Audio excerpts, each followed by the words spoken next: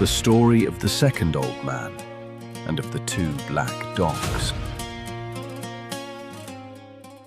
Great Prince of the Genie, you must know that. We are 3 brothers, these 2 black dogs and myself. Our father died, leaving us each 1,000 sequins. With this sum, we all 3 took up the same profession and became merchants. A short time after we had opened our shops, my eldest brother, one of these 2 dogs, resolved to travel in foreign countries for the sake of merchandise. With this intention, he sold all he had and bought merchandise suitable to the voyages he was about to make. He set out and was away a whole year. At the end of this time, a beggar came to my shop. "Good day," I said. "Good day," he answered. "Is it possible that you do not recognize me?" Then I looked at him closely and saw he was my brother. I made him come into my house and asked him how he had fared in his enterprise. "Do not question me," he replied. "See me. You see all I have. It would but renew my trouble to tell of all the misfortunes that have befallen me in a year and have brought me to this state." I shut up my shop, paid him every attention, taking him to the bath, giving him my most beautiful robes. I examined my accounts and found that I had doubled my capital. That is, that I now possessed 2,000 sequins. I gave my brother half, saying, "Now, brother, you can forget your losses." He accepted them with joy, and we lived together as we had before. Some time afterwards, my second brother wished also to sell his business and travel. My eldest brother and I did all we could to dissuade him, but it was of no use. He joined a caravan and set out. He came back at the end of a year, in the same state as his elder brother. I took care of him, and as I had 1,000 sequins to spare, I gave them to him, and he reopened his shop. One day, my 2 brothers came to me to propose that we should make a journey and trade. At first, I refused to go. "You traveled," I said. "And what did you gain?" But they came to me repeatedly, and after having held out for 5 years, I at last gave way. But when they had made their preparation, and they began to buy the merchandise we needed, they found they had spent every piece of the 1,000 sequins I had given them. I did not reproach them. I divided my 6,000 sequins with them, giving 1,000 to each and keeping 1 for myself, and the other 3 I buried in a corner of my house.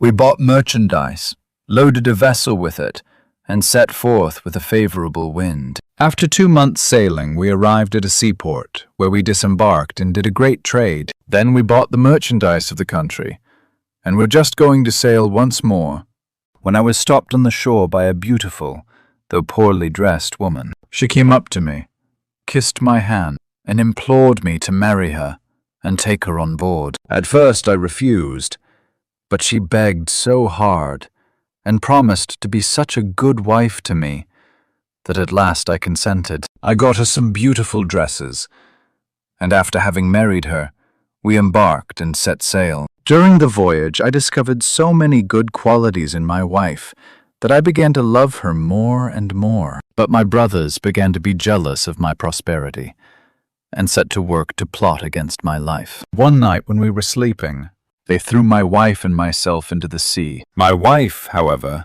was a fairy, and so she did not let me drown, but transported me to an island. When the day dawned, she said to me, "When I saw you on the seashore, I took a great fancy to you and wished to try your good nature. So I presented myself in the disguise you saw. Now I have rewarded you by saving your life. But I am very angry with your brothers, and I shall not rest till I have taken their lives." I thanked the fairy for all that she had done for me, but I begged her not to kill my brothers. I appeased her wrath, and in a moment she transported me from the island where we were to the roof of my house, and she disappeared a moment afterwards. I went down and opened the doors, and dug up the 3,000 sequins which I had buried. I went to the place where my shop was, opened it, and received from my fellow merchants congratulations on my return. When I went home, I saw two black dogs who came to meet me with sorrowful faces. I was much astonished, but the fairy who reappeared said to me, Do not be surprised to see these dogs. They are your two brothers. I have condemned them to remain for 10 years in these shapes. Then, having told me where I could hear news of her, she vanished. The 10 years are nearly past, and I am on the road to find her. As in passing I met this merchant and the old man with the hind, I stayed with them. This is my history, O Prince of Genii. Do you not think it is a most marvelous one? Yes, indeed, replied the genie. and I will give up to you the third of the merchant's punishment. Then the third old man made the genie the same request as the other two had done, and the genie promised him the last third of the merchant's punishment if his story surpassed both the others. So he told his story to the genie, but I cannot tell you what it was, as I do not know. But I do know that it was even more marvelous than either of the others, so that the genie was astonished and said to the third old man, I will give up to you the third part of the merchant's punishment. He ought to thank all three of you for having interested yourselves in his favor. But for you, he would be here no longer. So saying, he disappeared, to the great joy of the company. The merchant did not fail to thank his friends, and then each went on his way. The merchant returned to his wife and children and passed the rest of his days happily with them.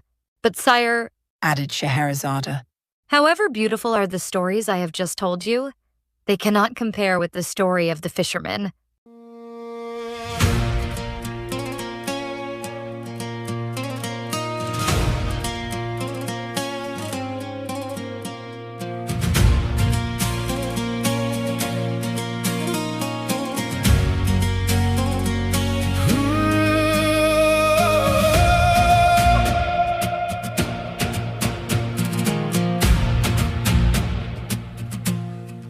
Three brothers sailed across the sea with dreams as wide as destiny.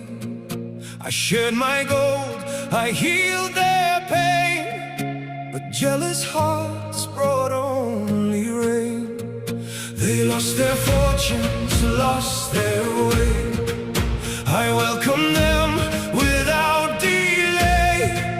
Together on the waves we stood. I trusted blood, I trusted good, but envy grows where kindness shines, a shadow hidden deep inside. Two black dogs walk beside my road, carrying guilt, a heavy load, not born as beasts but cursed by fate, because they chose the path of hate. Mercy spoke instead of revenge. Love refused the bitter end. Though they betrayed my faithful heart, forgiveness played the strongest part.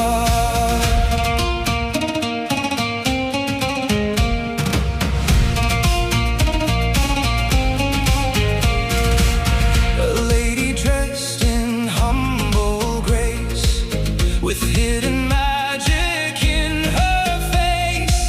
She took my hand, became my wife, and filled my empty soul with life. My brothers watched with burning eyes. Their smiles were only thin disguise. One moonlit night upon the sea, they threw us into misery. The ocean called, but we survived. Her ancient power kept alive. She raised her hand, the skies turned dark.